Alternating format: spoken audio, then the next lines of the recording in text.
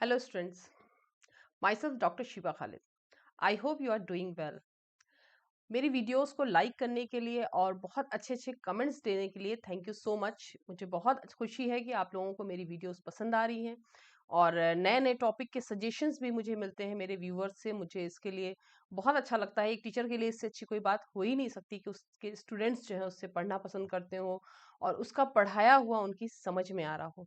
आज सोशियोलॉजी के एक नए टॉपिक की तरफ हम लोग आगे बढ़ते हैं। उससे पहले मैं आप लोगों से कहना चाहूंगी कि मेरी जो और बाकी की वीडियोस हैं उसका लिंक, प्लेलिस्ट का जो लिंक है वो डिस्क्रिप्शन बॉक्स में है। आप वहां जाके उसको देख सकते हैं और वहां से नोट्स के लिए भी जो लिंक है वो पड़े हुए हैं। बहुत सारे लोगों ने मुझे नोट्स के लिए लिखा, उनको शायद प्रॉब्लम हो रही है, तो नोट्स के लिंक भी मैं साथ साथ वीडियोस में ही डालती हूँ ताकि आप लोग उसको डाउनलोड कर पाएं एक पीडीएफ फॉर्मेट में। क्योंकि जो यहाँ मैं पढ़ाती हूँ वो तो आपको जो है पीपीटी पे पढ़ाती हूँ, लेकिन जो उसके डिटेल्ड नोट्स होते हैं वो पीडीएफ फॉर्मेट में है, जिसका कि लिंक डिस्क्रिप्शन बॉक्स में मौजूद होता है। आप वहां से उसको डाउनलोड कर सकते हैं और ऑफलाइन रीडिंग के लिए अपने पास सेव करके रख सकते हैं। आगे और भी जो कोर्सेज आप मुझसे चाहते हैं सोशियोलॉजी में, और भी जो टॉपिक्स हैं जो आप चाहते हैं मैं उनको डिस्कस करूं, उसके लिए आप लोग मुझे रेगुलरली कमेंट किया कीजिए ताकि मुझे समझ में आए कि और किन किन टॉपिक्स पे हम लोग बात कर सकते हैं, क्या क्या रिक्वायरमेंट्स हैं, स्टूडेंट्स को लेक्चर्स कौन कौन से लेने पसंद हैं। और बहुत खुशी होती है जब मेरा स्टूडेंट मुझसे कहता है या मुझे मेरे पास इस तरह के कमेंट आते हैं या कुछ लोग मुझसे मिलते हैं जब, तो मुझे कहते हैं कि यूट्यूब पे हम आपके चैनल से ही पढ़ाई कर रहे हैं और एग्जाम्स में जो है अच्छे नंबर हमने स्कोर किए हैं। तो मुझे बहुत अच्छा लगता है, मेरा अचीवमेंट जो है मुझे लगता है कि वहाँ पे पूरा हो जाता है मुझे, कि जब स्टूडेंट्स जो हैं उनको कुछ अचीव होता है या वो अच्छी स्कोरिंग करते हैं तो एक टीचर का मकसद पूरा होने लग जाता है। तो आई होप और आप लोग आगे भी वीडियोस को लाइक करेंगे, मेरे लेक्चर्स को पसंद करेंगे। हम लोग जैसे जैसे आगे बढ़ते जाते हैं, जिस तरह से हमारा फॉर टाइम पीरियड हमने देखा कि किस तरीके से हमारी सोसाइटी चेंज हो रही है, हमारे अंदर चेंजेस कितने सारे आए, हमारा थॉट प्रोसेस चेंज हुआ है, एवोल्यूशन आया, हम अपनी एक सिंपल सोसाइटी से कॉम्प्लेक्स सोसाइटी का हिस्सा हो चुके हैं और आगे भी बढ़ते जा रहे हैं। उसी तरीके से हमारी जो लर्निंग की या हमारी टीचिंग एबिलिटी होती है, हमारी टीचिंग कैपेसिटी होती है, वो भी बढ़ती है। जितना ज़्यादा हम पढ़ाते हैं उतना ज़्यादा जो है हमारे अंदर प्रोग्रेस आती है एज ए टीचर। हम लोग भी सीखते हैं पढ़ाने के टाइम पे और आगे उसमें और ज़्यादा ऐड करते चले जाते हैं। उसी तरीके से एज ए स्टूडेंट आप लोग जितना ज़्यादा लर्निंग करते हो, जितना सीखते हो, उतना ही ज़्यादा और ज़्यादा आपकी जो नॉलेज है वो बढ़ती जाती है। तो नॉलेज हम सब की लर्निंग चूंकि एक ऐसा प्रोसेस है जिसका कि एंड नहीं होता, जब तक हम जिंदा हैं हम कुछ ना कुछ सीख रहे होते हैं। तो बिल्कुल नहीं कह सकती कि मैं परफेक्ट हूँ या बिल्कुल ही जो मैंने कह दिया वो बिल्कुल परफेक्शन है, ऐसा कुछ भी नहीं है। मैं भी सीखती हूँ हर बार जब जब पढ़ाती हूँ आपको, तो नए तरीके से कोशिश करती हूँ कि आपको और ज़्यादा अच्छी तरह से समझा पाऊँ ताकि आप लोग मेरे लेक्चर्स को समझ पाएँ और उस समझ के पढ़ पाएँ। तो ये मेरे लिए बिग अचीवमेंट होता है और मैं हमेशा कोशिश करती हूँ, लगातार यही करती हूँ कि मेरी प्रोग्रेस होती जाए धीरे धीरे पढ़ाने में, और ज़्यादा प्रोग्रेस हो, और अच्छा पढ़ा सकूँ, और अच्छा कर सकूँ, कुछ नया करूँ। तो ये कोशिश मेरी हमेशा बनी रहती है, लेकिन इसके लिए मुझे आप लोगों का सपोर्ट चाहिए और उस सपोर्ट के लिए आप लोग मेरी चैनल को लाइक कीजिए, सब्सक्राइब कीजिए, ज़्यादा से ज़्यादा दोस्तों में, फ्रेंड्स में, स्टूडेंट्स में शेयर कीजिए ताकि और लोग भी इससे फ़ायदा उठा सकें और मुझे इससे बहुत इंकरेजमेंट मिलेगा। यही मोटिवेशन है मेरे लिए। तो देर ना करते हुए, चूंकि टॉपिक भी लंबा है, तो हम लोग आगे चलते हैं। आज का जो हमारा टॉपिक है वो है हिंदू मैरिज से रिलेटेड। यहाँ पे हम लोग बात करेंगे डिटेल्स में हिंदू मैरिज से रिलेटेड, जो ऑब्जेक्टिव ऑफ हिंदू मैरिज है या हिंदू मैरिज के जो वैल्यूज हैं उसको जानने की कोशिश करेंगे और बदलते टाइम के साथ जो चेंजिंग सिनेरियो हुआ है उसके साथ साथ उसमें क्या क्या चेंजेस आए हैं उसको हम लोग जानने की कोशिश करेंगे आज। और उसके साथ साथ जो हमारे लॉज आए हैं उनमें जो चेंजेस हुए हैं उसके बारे में आज हम लोग यहाँ पे पढ़ेंगे। तो देर हम नहीं करते हैं और यहाँ पे मैं अपनी वीडियो को बंद करूंगी क्योंकि फिर स्लाइड्स में प्रॉब्लम होती है आप लोगों को। तो आगे चलते हैं हम लोग। तो हिंदू मैरिज जो है वो एक सेक्रेड एक्ट है, क्योंकि हिंदू मैरिज सिस्टम के हिसाब से हिंदू मैरिज वो एक कॉन्ट्रैक्ट नहीं है। मैरिज जो है वो सिग्निफिकेंट वैल्यूज हैं हिंदुइज्म की, जहाँ पे marriage is nearly compulsory inevitable for the typical Indian. So marriage is consider an essential aspect of this country यानी इंडिया के लिए, और इट्स अ सिग्निफिकेंट सोशल जो same associated with prolong single status जो है, तो मैरिज जो है उसको highly valued and deeply in grain in culture. वो एक सेक्रेड एक्ट की तरह से है। एक सेक्रेड एक्ट यानी एक धार्मिक जो हमारा एक्ट होता है जिससे कि हमारा धर्म जो है वो कंप्लीट होता है।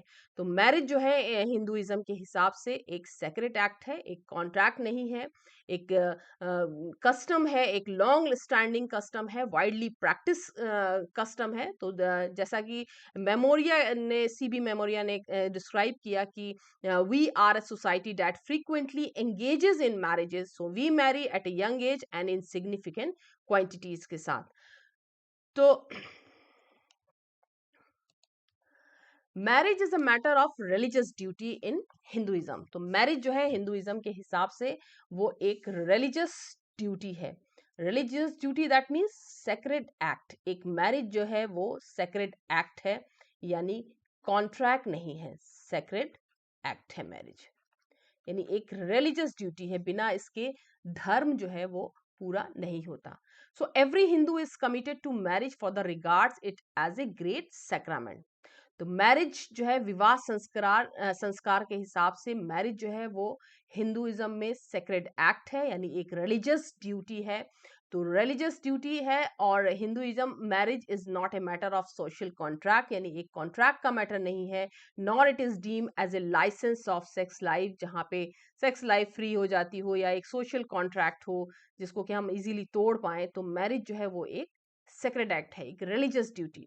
सो हिंदू जो स्कीम है आश्रम्स की, जो हमने डिफरेंट 4 आश्रम्स पढ़े हैं, जो सिस्टम में हिंदुइज्म में जो आश्रम्स के बारे में जब हमने पढ़ा है, तो आश्रम्स में जो 4 डिफरेंट आश्रम है जिसमें कि धर्म है और ब्रह्मचर्य, ब्रह्मचर्य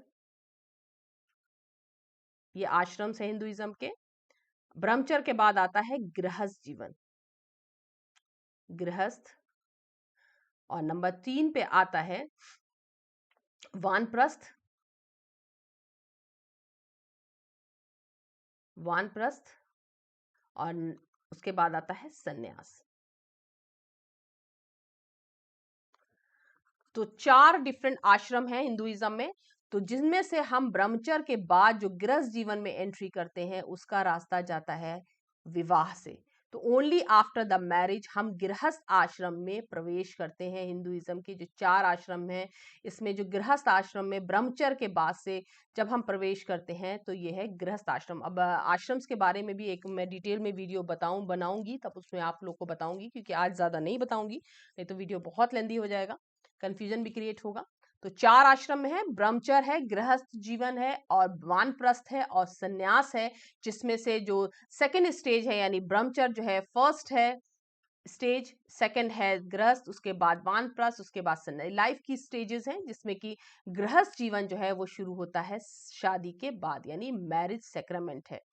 So with the marriage sacrament, man and woman as a husband and wife establish करते हैं, अपनी फैमिली को स्टार्ट करते हैं, और गृहस्थ जीवन में यानी गृह में प्रवेश करते हैं, यानी होम अपना स्टार्ट करते हैं, फैमिली को स्टार्ट करना, गृहस्थ जीवन को स्टार्ट करना।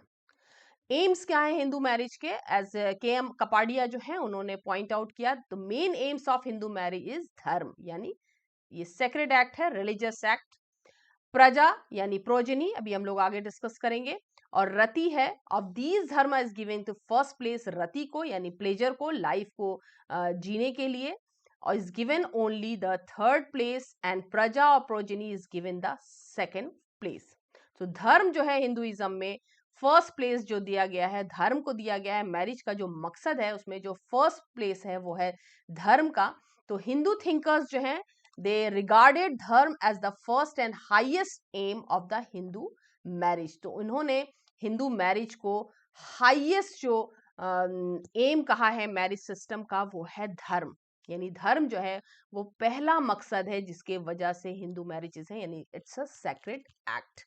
So marriages desired not only for the or so much for the sex or children as the acquiring or partner or fulfillment of the one's जो religious duties हैं वो complete नहीं होती। So on the marriage the sacred fire is जो enkindled, or it is the duty of the householder to offer जो पंच महीना जो है यानी daily in the company of his wife. So these obligation would create cease to exist on the death of the householder. Hinduism में जो भी पूजा पाठ का भी कार्यक्रम होता है तो हस्बैंड वाइफ जो है वो एक साथ बैठते हैं. अगर मैरिड पर्सन है तो वो बिना वाइफ के या वाइफ बिना हस्बैंड के वहां पे नहीं बैठती है. तो they get disturb on the death of the wife and hence the householder could marry immediately a second wife. So basic aim of the marriage is dharma, for it's necessarily involves the fulfilment of number of जो moral duties होती हैं, धार्मिक जो duties हैं उनको पूरा करने के लिए मैरिज जो है वो एक नेसेसरी एक्शन है, एक्ट है. सो प्रजा यानी प्रोजेनी सेकंड है.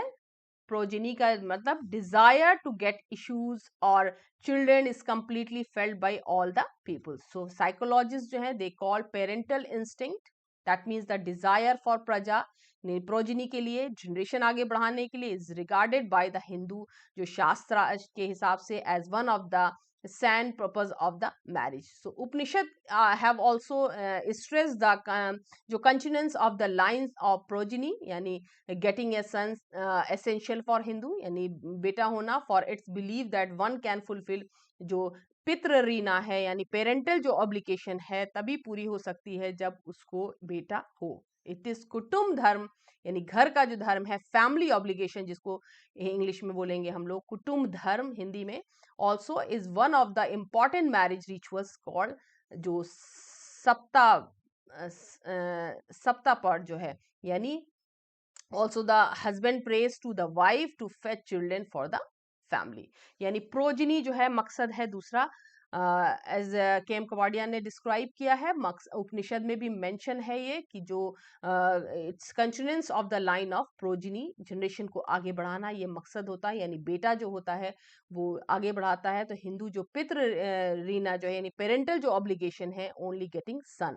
सो इट इज कुटुंब धर्म यानी फैमिली पे ये ऑब्लिगेशन है also. So in own one it is one of the important marriage ritual called satpada. In the also husband prays to the wife to fetch the children for the family. तो ये है progeny. Next है रति यानी कामा या pleasure. So दो sex is on the functions of marriage is given the third place. इसको तीसरा स्थान दिया गया है क्योंकि it is less desirable aim of marriage to stress the lower role of sex in marriage. The marriage of a Shudra is said to be in pleasure only. यानी जो शूद्र है जो कि वर्णा सिस्टम में शूद्र का स्थान सबसे नीचे है. यानी पिरामिड अगर वर्णा सिस्टम का हम बनाते हैं, इसमें जो वर्णा सिस्टम है कास्टिज्म में सबसे ऊपर आते हैं ब्राह्मण्स, उसके बाद आते हैं क्षत्रिय, उसके बाद तीसरा है वैश्य, और चौथा जो पिरामिड में सबसे नीचे जो आता है वो है शूद्र का, शूद्र है. तो शूद्र is said to be in pleasure only. So Brahmanic legislation enjoins that the शूद्र wives would be taken only for pleasures. यानी ब्राह्मण्स के हिसाब से जो शूद्र wives है उसको वो जो है it is would be taken only for the pleasure of the life. So however sex is never condemned or degraded. So it is given the third place because dharma is more expected to विवाह. और जो विवाह जो है उसका related धर्म जो related से उसका मेन मकसद जो है वो है प्रोजिनी. विवाह का जो मकसद है वो है प्रोजिनी. प्रोजिनी को सेकंड प्लेस दिया गया है. विवाह एक सेक्रेड एक्ट है, धार्मिक जो एक्ट होता है. बिना विवाह के जो हस्बैंड एंड वाइफ के साथ ही जो सारी जो मॉरल वैल्यूज हैं हिंदुइज्म के वो पूरे होते हैं. जितने भी वैल्यूज हैं या मॉरल वैल्यूज उनको पूरा करने के लिए विवाह जो है हस्बैंड और वाइफ का साथ होना इंपॉर्टेंट है. तो सेक्रेड बिलीव्स एंड वैल्यूज हैं, दैट मीन्स द सेक्रेड जो हिंदू मैरिज के साथ सेक्रेड बिलीव्स हैं और जो वैल्यू सिस्टम है. Hindu marriage is sacrament from the point of view of the sacred beliefs. So values इसके साथ एडेड हैं. तो Hindu marriage is a sacrament from the point of view of the sacred beliefs यानी religious जो beliefs हैं and values involve in. तो इसका जो मकसद है, क्योंकि हिंदुइज्म के हिसाब से जो मैरिज का जो बॉन्ड होता है वो इनडिसॉल्वेबल है, यानी इसको तोड़ा नहीं जा सकता। 7 जन्मों तक का सफर होता है मैरिटल बॉन्ड जो है। तो according to the traditional Hindu beliefs, marital bond is said to be inseparable और इनरिवोकेबल, यानी इसको तोड़ा, खत्म किया नहीं जा सकता, अलग नहीं किया जा सकता। ये मतलब हिंदुइज्म के हिसाब से जो औरत होती है या जो शादी में डोली में बैठ के आती है और अर्थी में जाती है अपने घर से, so the parties to marriage can not dissolve it at all, यानी हिंदू मैरिज को दुनिया में कोई तोड़ नहीं सकता। So they are bound to each other until the death of the each of them, जब तक जिंदा है तब तक एक दूसरे के साथ ही बंधे रहते हैं। तो the beliefs state that the wife is suppose to be bound to her husband even after his death, मरने के बाद भी वो अपने हस्बैंड से जुड़ी रहती है। तो इसलिए जब तक जिंदा है वो, तब तक वो उसी सिस्टम में रहती है, उसको डिसॉल्व किया नहीं जा सकता। सो हिंदू जो मैरिज है, it's a sacred beliefs and values जो इन्वॉल्व है हिंदू मैरिज में के साथ में, ये एक सेक्रेड एक्ट है। तो इसमें जो विवाह है, जो मैरिज है, उसको तोड़ा नहीं जा सकता। ये इनडिसॉल्वेबल जो मैरिटल बॉन्ड होता है, इसको तोड़ा नहीं जा सकता, इसको डिसॉल्व नहीं किया जा सकता मैरिज को। तो ये जो है जन्मों तक चलने वाला होता है। तो इसमें जो बिलीव्स है मैरिज में कि that marriage is a societal social duty towards the family and the community, के लिए एक सोशल रिस्पॉन्सिबिलिटी है, ड्यूटी है जिसको कि सबको करना पड़ता है। तो question of conflict between the husband and wife did not perhaps arise in the old days for its never involve purely individual interest. इसमें कोई इंडिविजुअल जो पहले सिस्टम था, अभी चेंज हो गया, आगे हम लोग डिस्कस करेंगे। तो किसी भी तरह का कोई पर्सनल जो उसमें हस्बैंड और वाइफ के बीच में, they did not perhaps arise in the old age, जो दे नेवर इन्वॉल्व, जो प्योरली इंडिविजुअल इंटरेस्ट इसमें शामिल नहीं होता था। तो husband never expected any intellectual cooperation from his wife, wife का काम था प्रोजनी का, या उसको एक हस्बैंड को अच्छी लाइफ देना, घर में फैमिली मेंबर्स में एक मतलब हेल्प करना। तो wife was more of A passive partner in the performance of religious duties में साथ निभाना हस्बैंड का, देन एन इंटेलेक्चुअली जो active participant in all the affairs. जैसे कि आजकल अभी वर्किंग वुमेन है, वो बराबर से चल रही हैं, अपना अर्निंग भी करती हैं, फैमिली को फाइनेंशियली भी सपोर्ट करती हैं, साथ में बच्चों को भी देखना है, फैमिली को भी सपोर्ट करना है, हस्बैंड को भी सपोर्ट करना है फाइनेंशियली या इंटेलेक्चुअली। जो फीमेल्स जो है जो सपोर्ट कर रही है, वो सिस्टम पहले नहीं था। तो marriage was a social duty towards the family and community, and Hinduism के हिसाब से भी जो वाइफ की जो ड्यूटी है वो इंटेलेक्चुअल सपोर्ट नहीं है, हस्बैंड को एक पैसिव सपोर्ट है, एक पैसिव पार्टनर की तरह काम करना है, जिसमें कि उसको परिवार को देख रेख, उसकी जनरेशन को आगे बढ़ाने का, बेटा देने का काम जो है वो विमेन का है, ना कि वो हस्बैंड के साथ बाहर जाके काम करने का, घर की जो जितने भी हाउस होल्ड एक्टिविटीज है उसमें उसको एक्टिव रहना है। सो marriage was a social duty towards the family and community, and there was little idea of individual interest. So social background provided by authoritarian joint family and semi-sovereign caste never gave any scope of the recognition of any personal factor, individual interest या aspirations जो है इसमें शामिल नहीं होती। तो in the relation between the husband and wife में, यानी जो कुछ भी है परिवार के लिए, जो कास्ट के लिए, उसी हिसाब से जो क्लान के हिसाब से ही मैरिज सिस्टम बना हुआ है हिंदुइज्म में। तो आइडियल फॉर पतिव्रता जो एसोसिएटेड विद मैरिज, पहले भी हम लोग को पता है कि मैरिज सती प्रथा जो पहले हुआ करती थी, यानी हस्बैंड के साथ ही वाइफ का खत्म हो जाना, ये पतिव्रता है। तो popularised by the Puranic writers में, wife is expected to be devoted to her husband alone. तो इसीलिए क्या होता था, वाइफ जो है हस्बैंड के साथ ही जो है उसके साथ सती हो जाया करती थी। तो इट इम्प्लाइज दैट फाइडली और modest service to husband are the sole duty of main purpose of her life. तो as a river merging itself in the ocean loses its identity, जिस तरह से एक मिसाल दी गई है, एक एग्जाम्पल इसका है कि जिस तरह से नदी जो होती है वो समुद्र के साथ मिलके अपना वजूद खत्म कर देती है। अब छोटी सी नदी होगी, समुद्र के अंदर घुसेगी तो उसका तो पता ही नहीं लगेगा कहाँ गई, उसी में मर्ज हो जाएगी। उसी तरीके से वाइफ जो है वो suppose to merge her individuality with that of her husband. तो ये ऐसी ऐसा मानना है।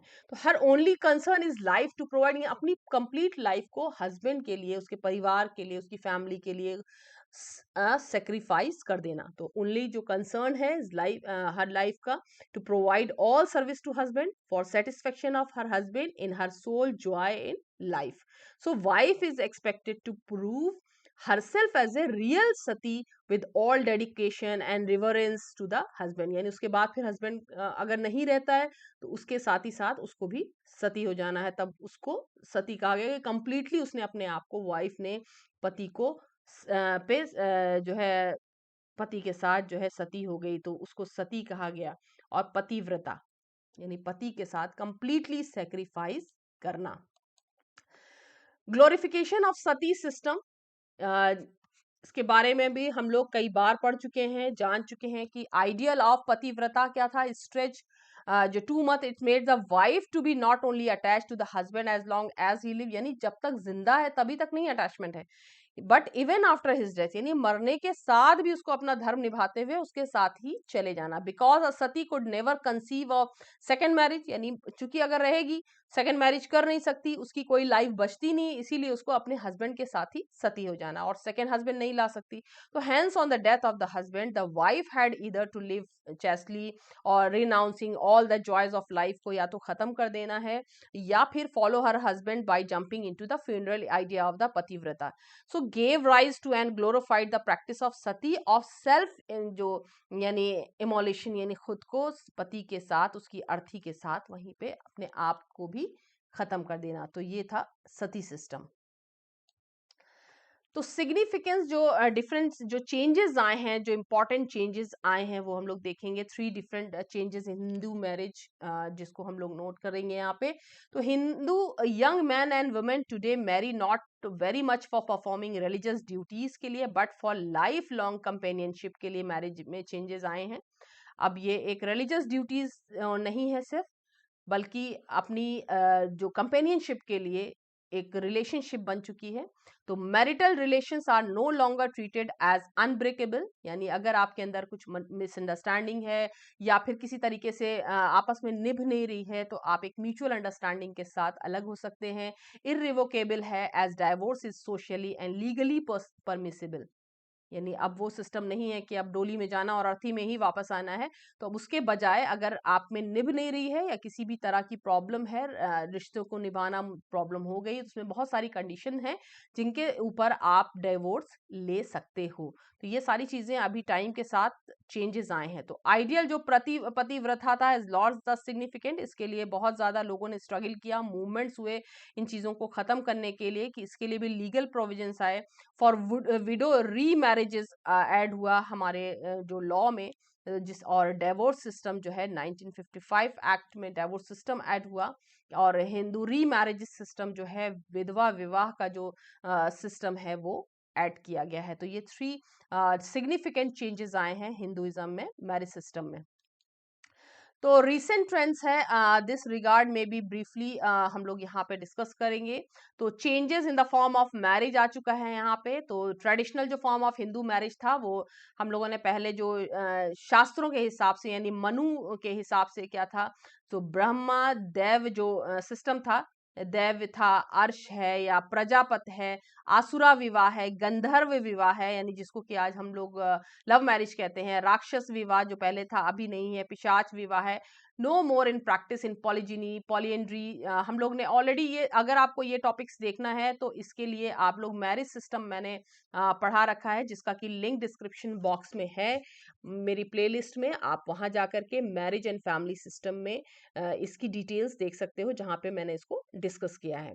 तो राक्षस विवाह है, पिशाच है, नो मोर इन प्रैक्टिस आजकल। पॉलीगेमी है, पॉलीएंड्री है, जहाँ पे जो एक से ज्यादा पति या पत्नी रखने का जो सिस्टम है वो भी अभी कुछ जातियों में है, लेकिन सब जगह अभी एग्जिस्ट नहीं करता यूनिवर्सली।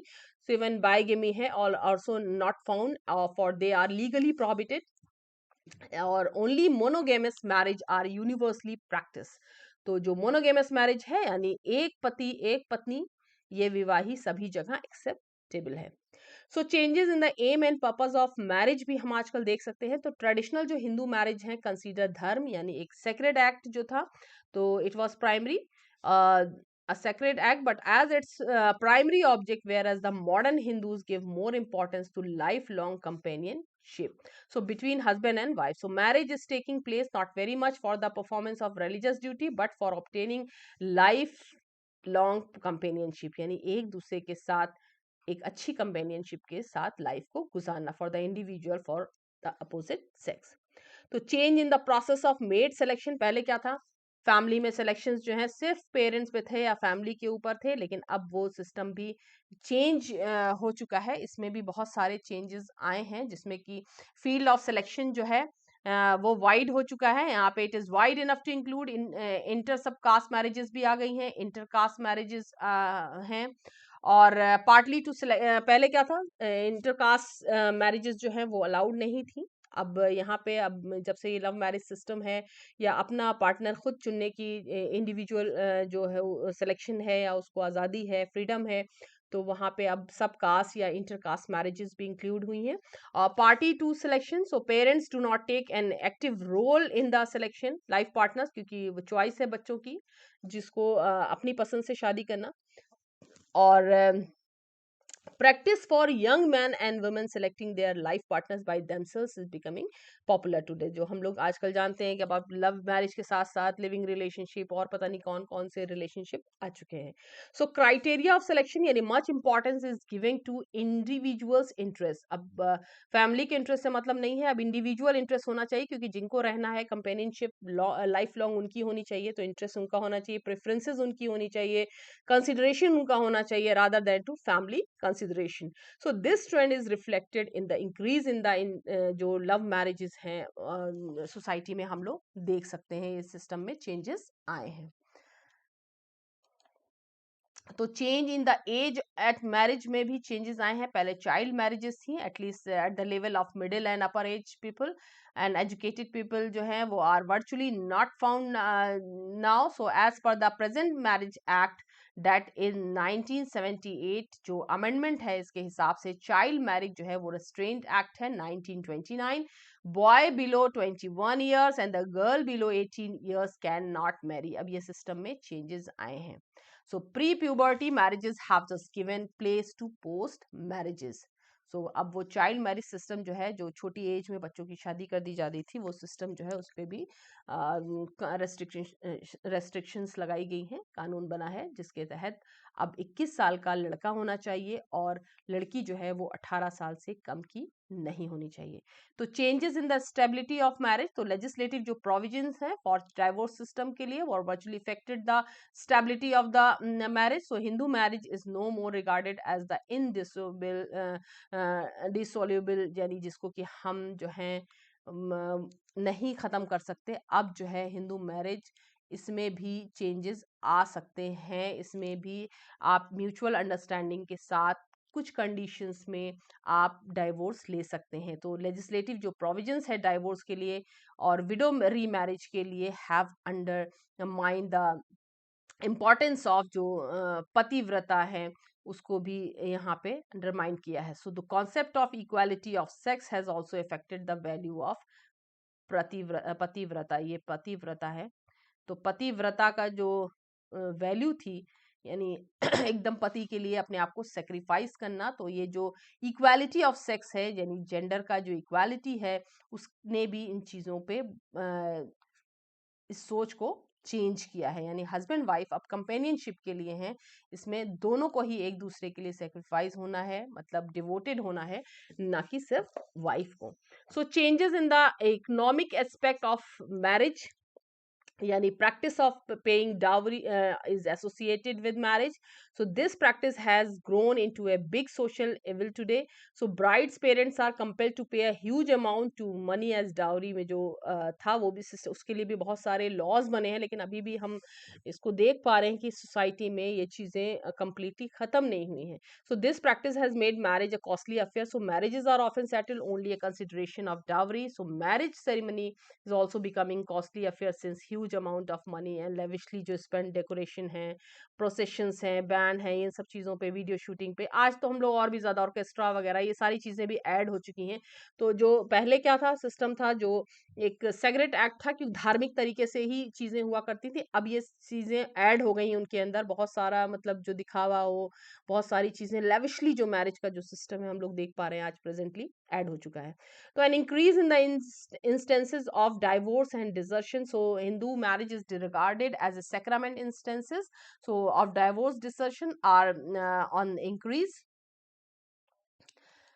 तो फैक्टर्स जो है जो हिंदू मैरिज को जिसने अफेक्ट किया है, सब जो फैक्टर्स हैं मोस्टली हम देख पा रहे हैं यहाँ पे, इंडस्ट्रियलाइजेशन, यानी जो इंडस्ट्रियलाइजेशन के बाद लोगों का थॉट प्रोसेस का चेंज होना, शहरों की तरफ आना, उस हिसाब से लाइफस्टाइल का चेंज होना, अर्बनाइजेशन, एजुकेशन सिस्टम है या लेजिस्लेशन है, ये बहुत सारे ऐसे फैक्टर्स हैं जिसकी वजह से चेंजेस आए हैं। तो इंडस्ट्रियलाइजेशन के बाद लोगों की सोच बदली है, एजुकेशन सिस्टम आया, लोगों ने लॉजिकली सोचना शुरू किया, पढ़ना शुरू किया, कानून बने उससे रिलेटेड, तो इसलिए बहुत सारे हिंदू मैरिज सिस्टम में भी चेंजेस आए हैं। तो इन्फ्लुएंसेस जो है लेजिस्लेशन के मैरिज पे, तो मैनी ऑफ द बिलीव्स हैं जो कि आइडियल्स और rules of marriage laid down by the Hindu जो शास्त्रार्थ हैं have lost their original meaning or purpose now. So as a result, जो marriage system है developed some defects. Attempts were also made by some of the social reformers to remove these defects. जैसे सती प्रथा का खत्म होना है, तो as of marriages है या फील्ड ऑफ मेट सिलेक्शन है, number of spouses in marriage, यानी कितने होने चाहिए, जो पॉलीएंड्री और प्रोजेनी जो हम लोगों ने देखा, उसमें जो ब्रेकिंग ऑफ मैरिज है, dowry system to be given and taken, और री मैरिज सिस्टम है, ये सारी चीज़ें जो है लॉज उसमें ऐड हुए हैं। तो ये लेजिस्लेशन जो एक्ट हुए हैं, तो मोस्ट इंपॉर्टेंट जो लेजिस्लेशन है related to the these 6 aspect of the marriage वो ऐड हुए हैं। तो प्रिवेंशन ऑफ सती एक्ट जो हम देख पा रहे हैं, ये 1829 है। तो ग्लोरिफिकेशन ऑफ द आइडियल पतिव्रता had led to the inhuman practice माना गया सती प्रथा को, यानी कोई को जो जिसकी डेथ हो चुकी है उसके साथ आप जिंदा आदमी को कैसे खत्म कर सकते हो, वो अपनी लाइफ क्यों खत्म कर सकता है। तो विडोज जो हैं they were often force to make vow, और जो संकल्प to die after their husband जो सिस्टम था सती प्रथा का, उसको खत्म किया गया है with the prevention of sati act 1829। So some were forcibly they pushed to their husbands funeral जो prayers थी। so famous जो ब्राह्मण समाजवादी जो श्री राजा राम मोहन राय ने इसको स्टार्ट किया, तो टू एक्शन और मूवमेंट स्टार्ट किया cause of women and impressed upon Lord Bentinck जो है, उन्होंने he was the British governor थे उस टाइम में, तो उन्होंने ये लेजिस्लेशन लाया और प्रोहिबिटेड किया प्रैक्टिस ऑफ सती को। तो ये जो कोशिश थी ये राजा राम मोहन राय की थी जिन्होंने इसको खत्म कराया। तो prevention sati act 1829 was made, the burning और burying the alive of widow capable homicide और पनिशेबल विद द फायर और imprisonment. So legislation could save the lives of number of widows too, और उनको री मैरिजेस की भी परमिशन दी गई legally. So Hindu widow remarriage act आता है 1856 में। तो यहाँ पे this legislation was completely complementary to the previous legislation, so that is prevention of sati acts on 1829 में। तो widows were saved from the jaws of death and they were subject to exploitation and humiliation। तो पहले बहुत ज़्यादा उनके साथ exploitation था, humiliation था, जिसको कि चेंज किया गया और रिमूव किया गया इन सारी कंडीशंस को। तो Hindu widows are leading social reformers of the day. तो पंडित ईश्वर चंद्र विद्यासागर जो हैं उनका बहुत बड़ा हाथ रहा है इसमें। So pressure on the British government पे प्रेशर बनाया to make legal provision for widow marriage. So Hindu जो विडो री मैरिज एक्ट आया 1856 वाज हैंस पास्ड। तो उसके बाद जो एक्ट जो है वो पास हुआ, जहाँ पे जो विडो वुमेन है यानी जो विधवा औरतें थी उनका भी दोबारा विवाह होना चाहिए, तो उनको भी अपनी लाइफ दोबारा स्टार्ट करने का राइट है इस एक्ट के हिसाब से। तो सिविल और स्पेशल जो मैरिज एक्ट आया 1872, यहाँ पे this legislation treated Hindu marriage as a civil marriage and provided legal permission to intercaste, interreligious marriages के लिए, even registered marriages के लिए. So this act was repealed by the Special Marriage Act in 1954. और according to this act जो parties जो interested हैं, यानी जो मेल फीमेल इंटरेस्टेड हैं एक दूसरे से साथ शादी करने के लिए, registered marriage must notify the marriage officer at least 1 month before. इनको जो रजिस्ट्रार ऑफिस में, जो मैरिज रजिस्ट्रार ऑफिस है वहाँ पे इन्फॉर्म करना पड़ता है, और डेट ऑफ मैरिज से 1 महीना पहले रजिस्टर करना पड़ता है मैरिज को. इट इंसिस्ट ऑन द वो presence of 2 witnessed for the marriage. तो यहाँ पे 2 विटनेस जो है, 2 गवाहों की मौजूदगी में यहाँ पे मैरिज को रजिस्टर किया जाता है. बट बिफोर मैरिज 1 महीना पहले इसके लिए एप्लीकेशन डालनी पड़ती है. तो चाइल्ड मैरिज जो रेस्ट्रेंट एक्ट आया 1929, इसमें this act came into force on April 1, 1930. तो इस एक्ट में जो चाइल्ड मैरिज है उसको रिस्ट्रेन किया गया है. यहाँ पे according to this act, marriage of boy under 18 and girl under 14 year of age was an offence है. तो कानूनन अपराध है, जिसमें कि जो 18 ईयर्स से जो पहले एक्ट आया था 1930 में, बाद में अभी इसमें अमेंडमेंट हुए हैं. तो इसमें जो एक्ट आया इसके हिसाब से 18 साल से नीचे का बॉय और 14 साल से नीचे की गर्ल जो है, इट वाज एन ऑफेंस.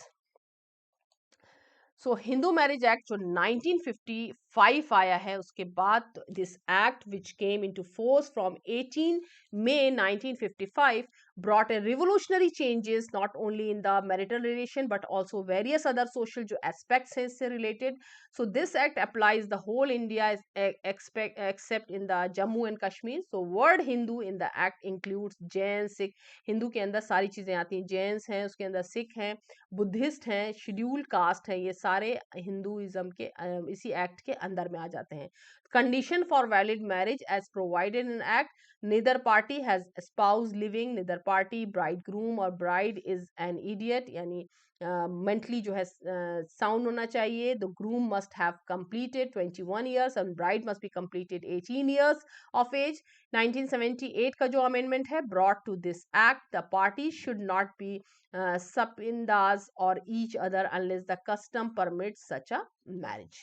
ठीक है, तो ये कस्टम के हिसाब से एक सपिंदा के नहीं होने चाहिए, तो पिंड के, जिसके हिसाब से जो कस्टम उनको मैरिज के लिए जिस परमिशन है जिसमें, तो वो एक दूसरे से शादी कर सकते हैं.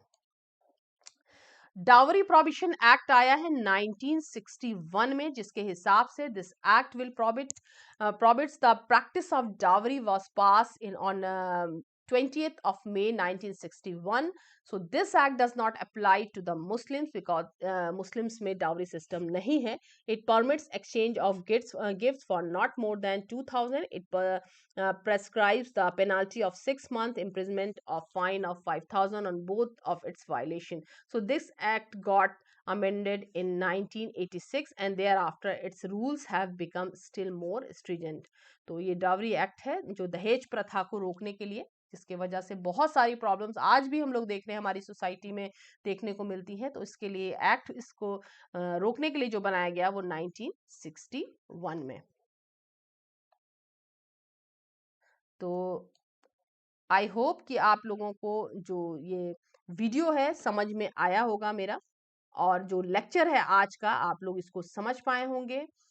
यहाँ पे मैरिज का जो सिस्टम है, हिंदुइज्म मैरिज सिस्टम है, इसको मैंने ब्रीफ में समझाने की कोशिश की है, अलग अलग एक्ट से, लॉज से बताने की कोशिश की है, कि आई होप आप लोग समझ पाए होंगे लेक्चर्स को. या जो भी और प्रॉब्लम होती है इससे रिलेटेड और जो नोट्स है इससे रिलेटेड, वो मैं इसका लिंक डिस्क्रिप्शन बॉक्स में आपको दे दूंगी. मेरी बाकी की वीडियोस को फॉलो करें, लाइक करें, सब्सक्राइब करें और शेयर करें अपने फ्रेंड्स के साथ, ताकि बहुत लोग इससे फ़ायदा उठा सकें और अच्छे मार्क्स ला सकें. और भी नए नए टॉपिक्स के लिए आप लोग मुझे सजेशन दे सकते हो, नई तरीके से क्लास को भी करने के लिए आप मुझे सजेस्ट कर सकते हो. तो आई होप ये लेक्चर आप लोगों को पसंद आया होगा.